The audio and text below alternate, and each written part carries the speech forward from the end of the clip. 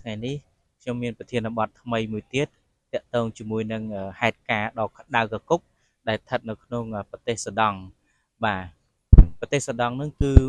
មានចលាចលខ្លាំងមែនទែនបាទយើងអាចនិយាយថាជាអំពើខកខើបល័យពូជសាសន៍មួយទាក់ទងជាមួយនឹងការដណ្ដើមអំណាចគ្នាបាទធ្វើឲ្យប៉ះពាល់ដល់ជីវិតប្រជាពលរដ្ឋរាប់សែននាក់បាទក្នុងនោះគឺយើងមានកុមារក្មេងៗជាច្រើនថែមទៀតបាទជាមួយនឹងការធ្វើអំពើបល័យពូជសាសន៍នេះបាទអញ្ចឹងថ្ងៃនេះក៏ខ្ញុំមានវាគ្មិនពិសេសមួយដែរដែលគាត់ចូលរួមជាមួយនឹងខ្ញុំថ្ងៃនេះបាទជម្រាបសួរបងបាទបងអញ្ចឹងថ្ងៃនេះសូមឲ្យបងសម្រាយសេចក្តីទាំងស្រុងពាក់ព័ន្ធជាមួយនឹងប្រទេសសូដង់ថាតើហេតុការណ៍វាមានហេតុការណ៍ក្តៅគគុកហេតុការណ៍ខកខើយ៉ាងណានៅក្នុងប្រទេសសូដង់បច្ចុប្បន្ននេះបាទសូមអញ្ជើញបងបាទសូមអរគុណច្រើនបងដែលបានសាកសួរតើតើនឹងសំណួរដែលកំពុងតែក្តៅគគុកហេតុការណ៍នេះកើតឡើងនៅប្រទេសស៊ូដង់ជាការពិតណាស់តើតើនឹងការបល័យពូជសាសន៍ឬក៏អំពើបល័យពូជសាសន៍នេះប្រទេសកម្ពុជាយើងធ្លាប់មានបទពិសោធន៍ជូរចត់បងប្អូនទាំងអស់គ្នាជាពិសេសពុកម៉ែយាយតាអ៊ំពូមីងចាស់គាត់ក៏បានឆ្លងកាត់បទពិសោធន៍ជូរចត់ហ្នឹងហើយអ្នករៀនសូត្រក្មេងៗក៏បានដឹងព្រឹត្តិការណ៍ផ្សេងៗដែលកម្ពុជាធ្លាប់បានឆ្លងកាត់របបបល័យពូជសាសន៍ដ៏ជូរចត់ក៏ប៉ុន្តែស្រាប់តែនាពេលបច្ចុប្បន្ននេះមានហេតុការណ៍មួយគឺជាហេតុការណ៍ដ៏ក្រៀមក្រំនិងសោកនាដកម្មមួយដែរដែលកើតឡើងនៅក្នុងសម័យទំនើបយើងនេះដែលយើងគ្រប់គ្នាមិននឹកគិតស្មានដល់បាទគឺនៅប្រទេសស៊ូដង់មានការសម្លាប់រង្គាលចាប់តាំងពីខែមេសាឆ្នាំ2023រហូតមកដល់ឆ្នាំ2025យើងនេះមានការសម្លាប់យ៉ាងរង្គាលរហូតដល់150,000 នាក់អញ្ចឹងច្រើនមែនទែនបាទច្រើនមែនទែនរយៈពេលប្រហែលឆ្នាំហ្នឹងតកតូននឹងការសម្លាប់នឹងទៀតសោតគឺมันមានការរើសមុខឬក៏លើកលែងអីទេមិនថាស្ត្រីបុរសកុមារអ្នកជំងឺអ្នកគ្មានជំងឺគ្រូពេទ្យហើយរហូតដល់ឥឡូវមានការឈានចូលទៅសម្លាប់ក្មេងៗនៅតាមសាលារៀនទៀតបាទនេះដែល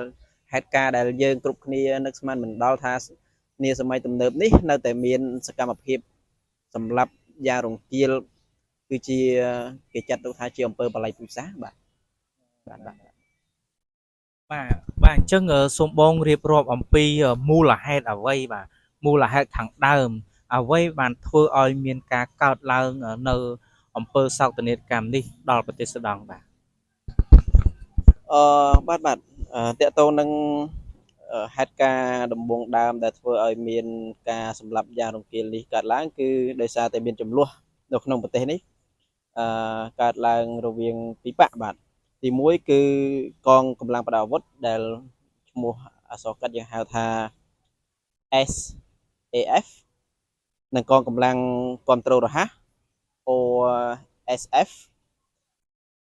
ហើយនឹងកងកម្លាំងសម្ព័ន្ធមិត្តរបស់ពួកគេទាំងអស់ដែលបានចូលរួមហ្នឹងគឺច្បាំងគ្នាបាទ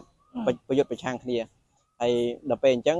ពួកកងទ័ពទាំងអស់ហ្នឹងបានស្វែងរកសម្រាប់ជនជាតិភាគតិចគ្រប់ជនជាតិភាគតិចដែលមាននៅលើទឹកដីស៊ូដង់ហ្នឹងគឺពួកគេព្យាយាមតាមសម្លាប់ហើយការសម្លាប់ដែលយើងមើលឃើញថាវាជាទារុណកម្មដ៏ខុសខើព្រៃផ្សៃ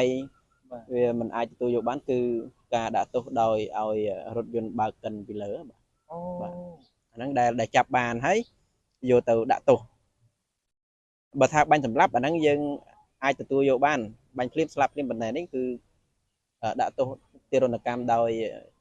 បើករថយន្តកិនពីលើបាទដែលជនរងគ្រោះហ្នឹងជាបាតកោឬយ៉ាងណា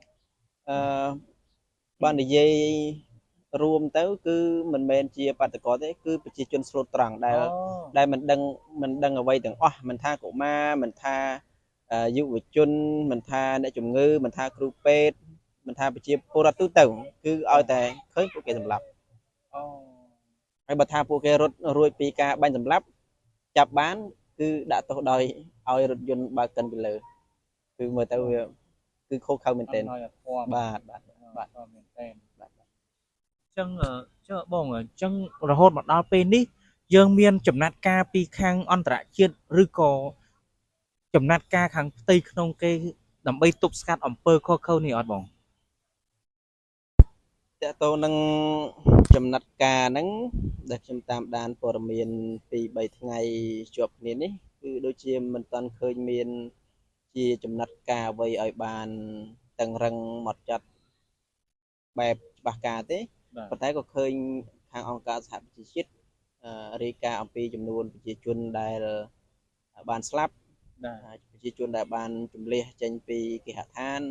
ប្រជាជនដែលកំពុងតែរងទុក្ខវេទនាផ្សេងៗហ្នឹងខាងអង្គការសហប្រជាជាតិក៏បានរាយការណ៍ដែរប៉ុន្តែមិនទាន់ឃើញមានជាចំណាត់ការឬក៏វិធានការបែបណាដើម្បីទប់ស្កាត់អំពើបល្ល័ង្កពូជសាសន៍ហ្នឹងទេបាទអរគុណបងអញ្ចឹងបងខ្ញុំតាមដានព័ត៌មានហ្នឹងដែរគេថាព័ត៌មានហ្នឹងគឺអ្នកនៅពីក្រោយវាដូចជាខាងប្រទេសអារ៉ាប់ឬក៏យ៉ាងណាប៉ុន្តែគឺយើងឃើញប្រទេសអារ៉ាប់នៅឆ្ងាយមែនទែនប៉ុន្តែគេថានៅពីក្រោយការបល្ល័ង្កពូជសាសន៍ហ្នឹងគឺមានប្រទេសអារ៉ាប់តើបងករណីហ្នឹងមិនដែរពាក់ព័ន្ធនឹងកន្លែងហ្នឹងយើងមិនអាចថាជាប្រទេសអារ៉ាប់នៅពីក្រោយបានទេប៉ុន្តែខ្ញុំឃើញព័ត៌មានច្បាស់ការមួយដែលផ្សាយចេញពីប្រទេសស៊ូដង់ហ្នឹងតែម្ដងខ្ញុំភ្លេចគេហទំព័រ Facebook របស់គាត់ហើយប៉ុន្តែគាត់សរសេររៀបរាប់អ្នកដែលសម្លាប់ហ្នឹងគឺសម្លាប់ដោយពេញចិត្តតែម្ដងសម្លាប់ឲ្យពួកគេថតជាវីដេអូ selfie ដូចយើងថតវីដេអូដូច filming ថតឲ្យហោះសើចសប្បាយដោយពេញចិត្តនឹងសម្លាប់ក៏ដោយគឺភាគច្រើនគឺមិនមែនភាគច្រើនគឺអ្នកកាន់សាសនាមូស្លីមបាទដែលសម្លាប់មនុស្សអត់ញញើតដៃណាបាទបើនិយាយពាក់ព័ន្ធជាមួយនឹងខាងសាសនាមូស្លីមយើងមានខ្លះជាសាសនាជ្រុលនិយមគេហៅថាអ៊ីស្លាមជ្រុលនិយមខាងអ៊ីស្លាមជ្រុលនិយមយើងធ្លាប់ដឹងព័ត៌មានចាស់ហើយដូចខាងអាកៃដាសំទោសបាទអាកៃដាហើយនឹងISIS បាទផ្លេចទេណាបងបាទពួក ISIS ពួកហ្នឹងគឺអ៊ីស្លាមជ្រុលនិយមហ្មងអាកៃដានិង ISIS ហ្នឹងយើងអានេះខ្ញុំសូមបើកវងកញ្ចក់ណាបាទកាលពួកអាកៃដាដែលជិះយន្តហោះបុកអគារពាណិជ្ជកម្មពិភពលោកនៅប្រទេសអាមេរិកហ៎បងណាហ្នឹងហើយគឺពួកក្រុមជ្រុលនិយមនឹងឯងហេតុអីបានគេធ្វើអញ្ចឹងឲ្យតែមានសាសនាជាតិណាដែលប្រឆាំងជាមួយនឹងសាសនាអ៊ីស្លាមគឺពួកគាត់គឺជ្រុលនិយមសម្រាប់អត់ញញើតដៃទេដោយសារអីគេសម្រាប់ដើម្បីបូជាអ្នកហ្នឹងទៅឲ្យព្រះគេដើម្បីឲ្យព្រះគេសប្បាយចិត្តវិញអញ្ចឹងណានេះបើសូមអធិស្ឋានទៅបងប្អូនកាន់សាសនាអ៊ីស្លាមខ្ញុំមិនមែនមើងងាយឬក៏បែបម៉េចទេប៉ុន្តែខ្ញុំចង់និយាយទៅកាន់ពួកជ្រុលនិយមបាទពួកជ្រុលនិយមប៉ុន្តែនៅក្នុងប្រទេសកម្ពុជាយើងអត់មានទេប្រទេសកម្ពុជាយើងសុទ្ធតែពួកគាត់ល្អស្លូតត្រង់ខ្លាំងមែនទែនបាទអត់មានបញ្ហាអីជាមួយនឹងប្រជាជនកម្ពុជាយើងទេសិតតែរស់នៅក្នុងប្រទេសតែមួយស្រឡាញ់គ្នារាប់អានគ្នាធម្មតាទេអញ្ចឹងបងតកតងនឹងបញ្ហាហ្នឹងយើងគិតថាវាអាចចប់ឬក៏យើងគិតថាក្តីសម័យមួយយើងគិតថាដូចសម័យបល្ល័ង្កពូជសាសន៍ពលពតនៅប្រទេសកម្ពុជាអត់បងតាមទស្សនៈបងណាបាទអរគុណផងដែរចំពោះសំណួរនេះគឺល្អមែនទែនធម្មតាហេតុការណ៍មួយរឿងរ៉ាវមួយវាមានចំណុចចាប់ផ្ដើមវានឹងមានចំណុចបញ្ចប់ប៉ុន្តែចំណុចបញ្ចប់នោះគេអាចរកវិធីដោះស្រាយបញ្ចប់ដោយបានឆាប់រហ័សឬក៏រយៈពេលវែងយើងមិនអាចសន្និដ្ឋានបានដឹងទេព្រោះហេតុការណ៍ពេលនេះកំពុងតែចលាចលខ្លាំងដូចយើងឃើញព័ត៌មានជាក់ស្ដែងហើយគឺមនុស្សស្លាប់ពីពេញនិគមជនបទតាមភូមិតាមផ្លូវគឺស្លាប់រដោករណែលគោដូចខ្មោចឆ្កែខ្មោចឆ្មាអញ្ចឹងបាទអញ្ចឹងខ្ញុំគិតថាអន្តរជាតិមិនឈរអោបដៃមើលទេហើយខ្ញុំក៏គិតថាប្រហែលជាអ អន្តរជាតិនិងអង្គការសិទ្ធិមនុស្សនានាកំពុងតែដដៃដុតជើងឬក៏មានគម្រោងការដើម្បីទៅជួយប្រជាពលរដ្ឋស៊ូដង់ដែរដោយសារអីអឺព្រោះសម័យនេះប្រព័ន្ធផ្សព្វផ្សាយទូលំទូលាយជាងសម័យកម្ពុជារបបកម្ពុជាប្រជាធិបតេយ្យឆ្ងាយណាស់ព្រោះសម័យកម្ពុជាប្រជាធិបតេយ្យហ្នឹងដែលយើងហៅថាសម័យខ្មែរក្រហមប្រទេសកម្ពុជាគឺប្រព័ន្ធផ្សព្វផ្សាយចង្អៀតមែនទែនប៉ុន្តែយើងនៅតែអាចមានច្រកចេញដោះស្រាយបានបញ្ចប់សង្គ្រាមបានចំណែកប្រទេសស៊ូដង់ខ្ញុំគិតថាប្រព័ន្ធផ្សព្វផ្សាយទូលំទូលាយរហ័សលឿនអញ្ចឹងពិភពលោកអាចដឹងក្តោបព័ត៌មានបានលឿនជាងហេតុព្រឹត្តិការណ៍ដែលកើតឡើងលើប្រទេសកម្ពុជាអញ្ចឹងខ្ញុំគិតថានឹងអាចបញ្ចប់បានបាទចំណុចនេះខ្ញុំឯកភាពបាទព្រោះអីយើងពីមុនមកយើងអត់ទាន់មានឧបករណ៍ digital អីទំនើបទេប៉ុន្តែបច្ចុប្បន្ននេះយើងមានយើងគិតថាជារឿងហួសចិត្តមួយបងជារឿងហួសចិត្តមួយពីព្រោះអីពីព្រោះសម័យយើងទំនើបសតវត្សទី21គឺទំនើបកម្មខ្លាំងមែនទែនតកតនៅប្រទេសនីមួយគឺជឿនលឿនផ្នែកបច្ចេកវិទ្យាឧបករណ៍ digital បណ្ដាញសង្គម AI គឺជឿនលឿនមែនទែនប៉ុន្តែនៅតែមានការកាត់ឡើងអំពើខូខើព្រៃផ្សៃនឹងអំពើសោកនាដកម្មនឹងនៅតែកើតនេះគឺជាការរំលោភសិទ្ធិមនុស្សយ៉ាងធ្ងន់ធ្ងរបាទអញ្ចឹងសូមអង្គការសហជីវជាតិក៏ដូចជាអង្គការសិទ្ធិមនុស្សពិភពលោកបាទជួយអន្តរាគមន៍ជាបន្ទាន់ពីព្រោះអីអ្វីដែលយើងបារម្ភគឺយើងអាណិតកុមារតូចជាសិស្សសាលាជាសិស្សមត្តេយ្យសិតតែគ្នាទូចគឺអត់ដឹងទេស្ត្រីឆ្លងទន្លេ